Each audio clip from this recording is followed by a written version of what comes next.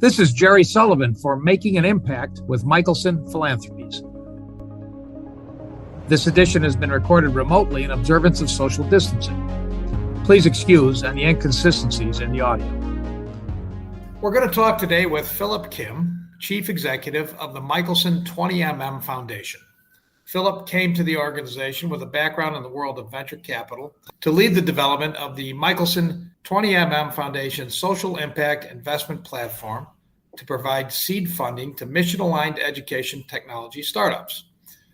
You might not make a link between technology startups and the seemingly stodgy world of textbook publishing, but check the prices that community college students pay for their textbooks, and you'll see why now is a timely moment to talk to someone with Philip's perspective.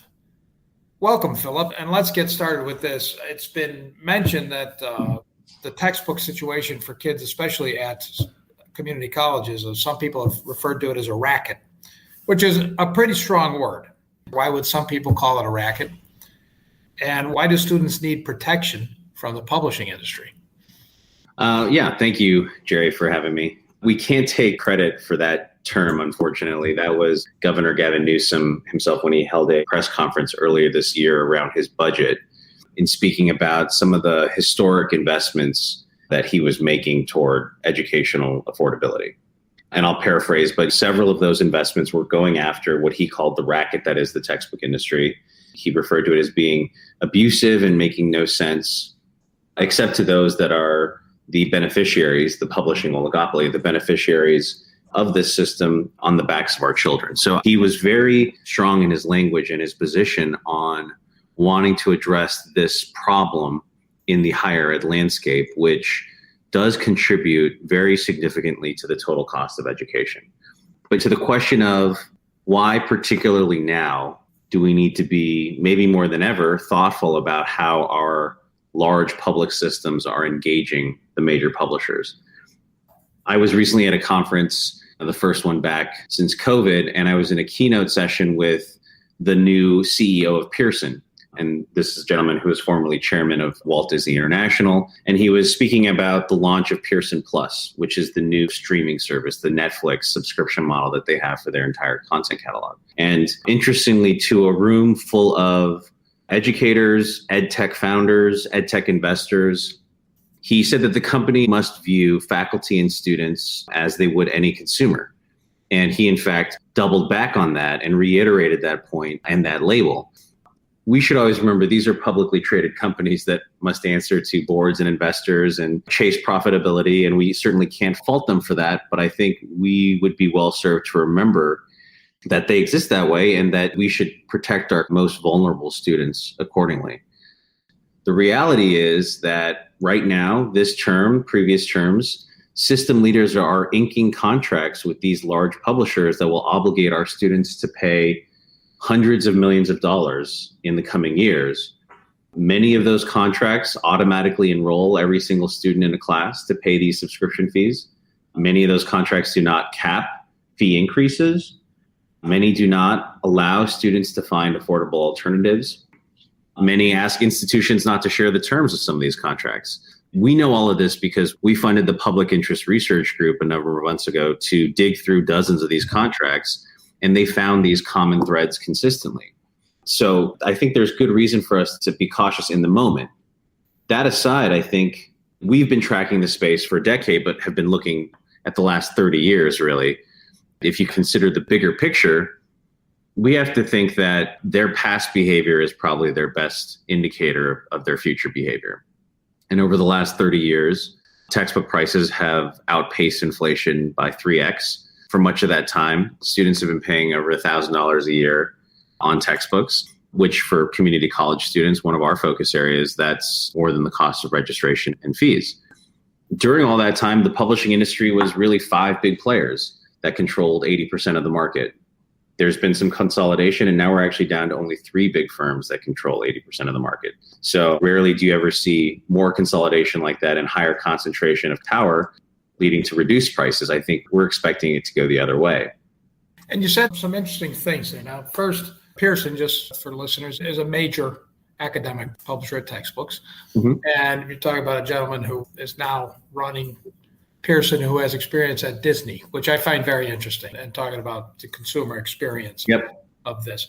You also mentioned subscriptions. Now we're talking about maybe online stuff. But the heart of this problem is still, and it seems increasingly outdated, but it's still hardcover or printed textbooks is really the bulk of the cost still, isn't it? That is rapidly changing. The first emergence of ebooks, it's been quite some time, more than a decade, but now the trend lines are just starting to pick up, and you're starting to see a more accelerated and aggressive move to digital first. Students will still prefer a printed version, but the publishers have realized that it is a much more lucrative model. Given that, the transition to digital, which one would think would reduce costs in a lot of ways, but I guess the consolidation perhaps offsets that. So are the prices remaining at the levels that you would consider a racket despite the digital transformation? So we are seeing right now, and I think for the first time in 30 years, just a year ago, we saw the first downtick in the average textbook cost. There is some discussion of how OER plays into that, but the bigger concern is what happens now over this next decade. And I think people have to appreciate what a seismic shift we're actually in. The last time there's been a fundamental change in medium was back when the printing press came into play. We shouldn't underestimate the destabilization that's going to happen here. And what we are seeing now is that, yes, prices are dropping as publishers engage in a subscription model. It could be $14.99 for access to their whole catalog. But for a student, particularly one that might be lower income, a grant recipient, or a first generation student, someone that's working and on financial aid and thinking about every dollar mattering to the total cost of their education, they may have to access 3 different publisher platforms in a given semester. And those are going to range from, let's say, on the low end, $14.99, but in some cases, $50. They may have to access now an interactive homework platform. They may have to access a chemistry lab application or a clicker to allow them to participate in the question and answer back and forth in a class. So these are accumulating costs for students where I think if you look at any one textbook price, even though that's dropped, the total cost that a student may have to shoulder for any given semester may continue to climb. And from the publisher perspective, the beauty of this model is that it's quite sticky.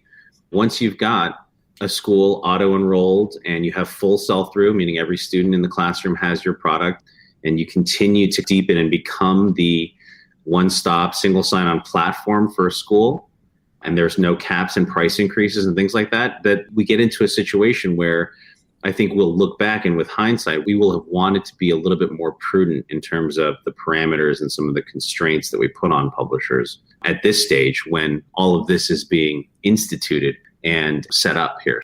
I do feel, and I think our organization and many in our coalition feel that this is a moment where we really need to be cautious and make sure that if we are going to set down this path of a digital content ecosystem, that we do so in a way that is mindful of not just the students that can afford this with no issue, but certainly the students that are the most vulnerable and will suffer and in many cases make choices with regard to their educational futures based on the cost of these content platforms. It seems as though you've really chosen off a focus on community college, where this seems to probably, the rubber really meets the road on an issue like this. Can you give us a little overview of California's community college system and why that's been the focus?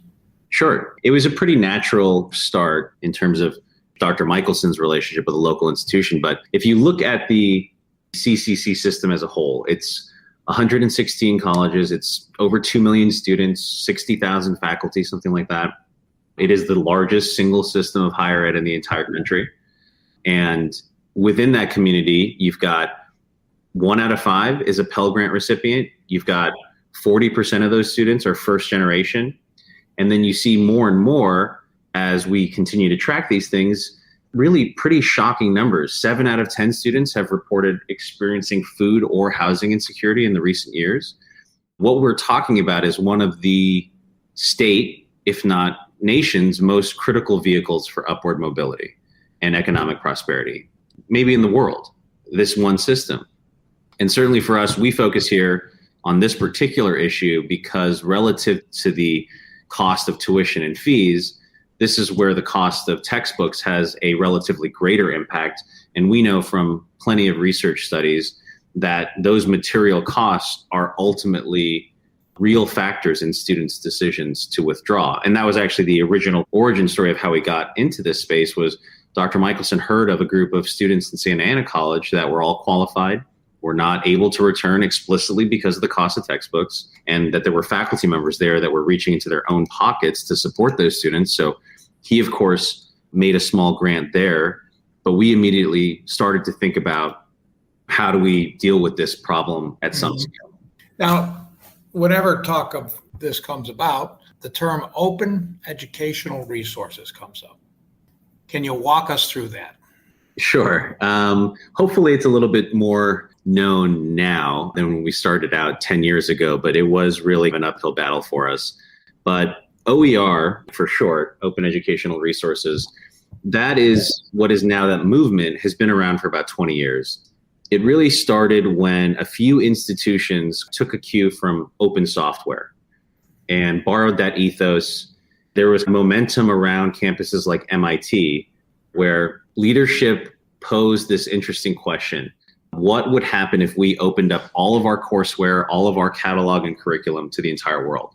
And so in a way, they were really trying to flip this, like the classic paradigm that the value of that educational asset, this prestigious university, is not actually tied to its exclusivity, but it actually could be increased by making it more accessible, by opening the walls of the campus to the entire world.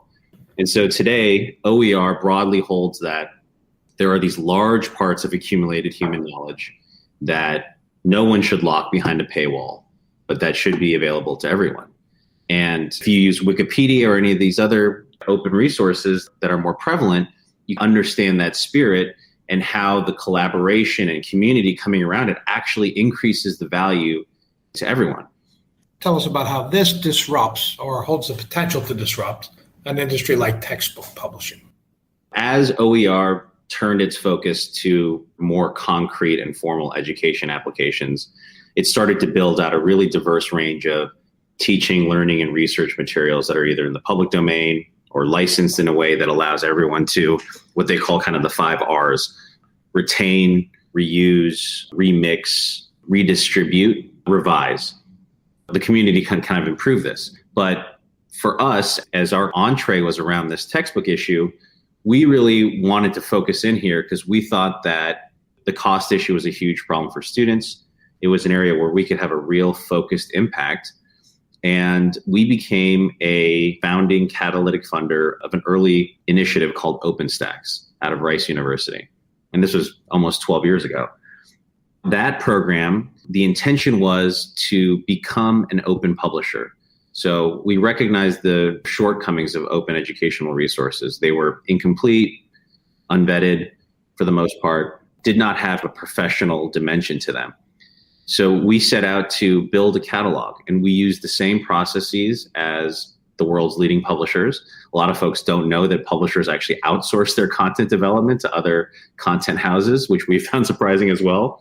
But it was very convenient that we were able to then buy full titles from publisher catalog or from these content houses. And today we have more than 40 volumes in OpenStax. They are used in over 60% of the schools in the country. Cumulatively, we've saved students over $1 billion. And so the intention was to create this to obviously have direct impact on the students and direct immediate savings, but we really wanted to impact the market. And to your question of how we disrupt the market, this catalog and the proliferation of such open educational resource repositories was intended to provide this consistent downward price pressure on the market and accelerate the market's realization and the publisher realization that they were charging $250 for what is actually commoditized content. This is knowledge that hasn't changed in a long time. This is knowledge that everyone should have access to, and certainly not at that price point. And that publishers themselves, who, by the way, now all brand themselves as digital media learning companies and in that kind of world, no longer publishers, they should realize that they can turn their attention to higher value products, higher value tech and interactive products, which will actually improve student learning versus hanging their hat on these commoditized subject areas that everyone should have access to and shouldn't be a deterrent to actually continuing their education. And you've been hammering away at this for quite a while now, approaching it from various aspects and trying to address it. And just recently, the state of California, I believe, made a $115 million investment in something they call the Zero Textbook Cost Program. Mm-hmm. Can you tell us about that and how it plays into what you've been doing these many years and how it might look going forward? After a decade of growing these titles in this catalog, Dr. Michelson began to advance this particularly promising vehicle for OER, in which, and this is the Zero Textbook Cost Degree Program, in which we could create these complete 2-year degree pathways that could give a student the clear assurance that they would pay nothing for course content all the way through. In 2016 or so, a first pilot was set up with Community College System here in California, just $5 million in funding at the time. And that created 37 pathways, which encompassed over 400 courses across 23 campuses. And the immediate impact was to generate $42 million in direct student savings. So more than an 8x return on that investment. That, of course, is just in the early years. This is something that continues to give in perpetuity. And that's the beauty of this. And when you compare apples to apples, you have to recognize that the cost of OER goes down and down and down as the years go on, whereas we expect the publisher pricing to move in the other direction. So the savings was immediate. The bigger, I think, discovery, and we want to validate this as we get into this next iteration of the $115 million, is that you started to see grade increases across the board, with the most pronounced improvement coming with Pell Grant recipients who, when compared to non-ZTC students, had a 7.6% increase in grade performance. So we're really starting to see that this is not just a savings issue or an affordability issue. This is absolutely an equity issue. Students perform better with this content because it's available and it's affordable. Now, the next $115 million, if we extrapolate it out, has the potential to create 240 degree pathways, and that would touch all campuses in the community college system. And the potential there is to generate over $1 billion in savings in just the first few years. And again, that pays dividends in perpetuity. And there's already conversation at the leadership level whether this content can then be used in the other 49 states. There's no reason why it can't. And is there even a way for California to recoup any of that investment, the 115 initial outlay, through mission support fees and other things that have been proven out in other OER deployments? So we really see this not as a budget spend, but this is an investment that returns immediately by saving students money and has the potential to be sustainable as we move forward. So we're very excited. We think it's an incredible validation of the last decade of work that's been done here. We couldn't be happier that Governor Newsom has taken on this issue directly and recognizes the impact that it's having on student persistence and success rates as well. And is this the $115 million of the validation and the expected growth? Is that what scale looks like? It's definitely a step in that direction. Yeah. And this is really the first time, I think, nationally, I'm trying to think if there are others. I mean, New York has done some great things and some other states have taken real steps. But I do think that this is the single largest implicit endorsement and participation at a public level to attempt to scale the positive impact of OER. Well, it's wonderful to get that review and overview, and I appreciate it very much. Is there anything else you'd like to add about where someone could go to get more about the program or your organization? Our foundation website is at 20mm.org. You can find information about all our work here and our work in other areas, which include student basic needs, smart justice, so criminal justice reform, intellectual property education as well. And we do quite a bit now on the digital divide, which has really been underscored by the pandemic, and making sure that access to broadband isn't a barrier for our students as well. We also have a website at ZTC4CA, where you can find more information about the Zero Textbook Cost Program in particular and what positive impact it can have for our system. Philip Kim, thank you very much. Thank you, Jerry.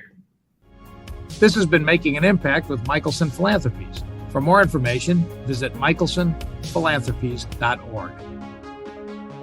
That's Michelson, spelled Michelson.